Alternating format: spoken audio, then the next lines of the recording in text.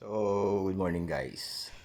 So, pupunta kami ngayon sa SM North para magpa-picture yung anak ko ng para sa passport niya for renewal. So, napakadali na lang pala magpa-renew ngayon ng passport. So, mag-o-online ka lang para mag-register at magbabayad ka ng 1,250. Tapos, i-schedule mo kung kailan ka available para magpunta para magpa-picture.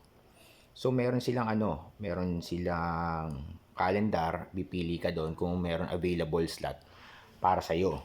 So pagka halimbawang wala, halimbawa pinili mo February 1, wala. So hanap ka ng ibang date. So ngayon February 2 ang schedule ng anak ko para sa pagkuha ng para sa pagpicture sa kanya. So ganun lang pala kadali ngayon guys pag magre-renew ka ng passport. Hindi na katulad nung araw na pupunta ka sa DFA pa mismo para pumila. Tapos, ang init-init, ang haba ng pila. So, ngayon, gano'n na lang, napakadali na lang. So, sana pati sa mga driver's license, gano'n na lang din. Tapos, picture pa lang yun guys sa SM North. Ang pag-pick up yata nun is sa SM Mega Mall. So, hindi ko nabasa yon na gano'n pala, may nagsabi lang sa akin. Ang pick up pala is sa Mega Mall. So, dapat pala pinadeliver na lang namin. Pero pag ipapadeliver nyo yun guys, merong additional. So, hindi ko lang alam kung magkano. Siguro mga 350 para additional.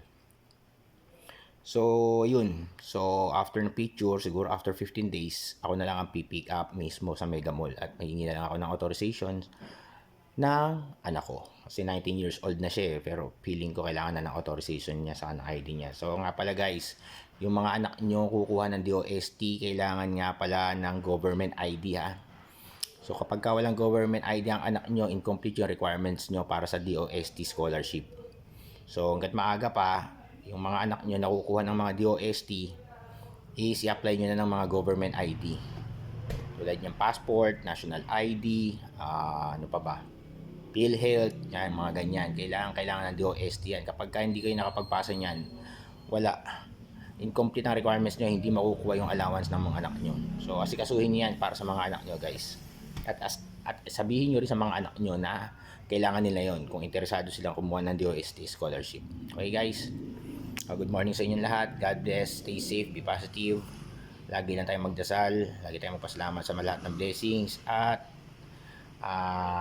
stay safe, be healthy. Okay? Salamat guys. So guys, galing na kami sa SM North at natapos na siyang picturean para sa renewal ng passport niya. And ang pick up for his new passport is on February 12 sa SM Mega Mall. So ang dinala lang niya kanina dun sa pagpapa-picture is yung application form na print from online registration. So fill out na yon kasi i-edit niyo yon pagka nag-fill out kayo sa online. Tapos yung old passport, photocopy ng old passport sa isang government ID, for example, national ID, yun. And yun nga, ganun lang kadali, 30 minutes lang, tapos na, wala ganong tao, malamig pa, komportable kasi nasa loob ng mall. Ang location niya is nasa car park mismo sa ilalim.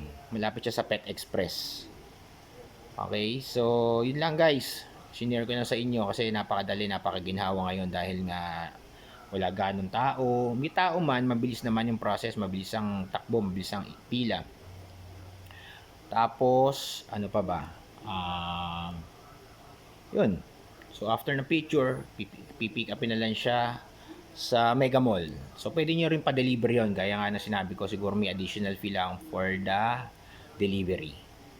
So, yun lang guys. So, yung mga expire ng passport dyan, napakadali lang. Punta lang kayo sa website ng DFA. Hanapin nyo lang yung online passport renewal. Okay? Bye guys!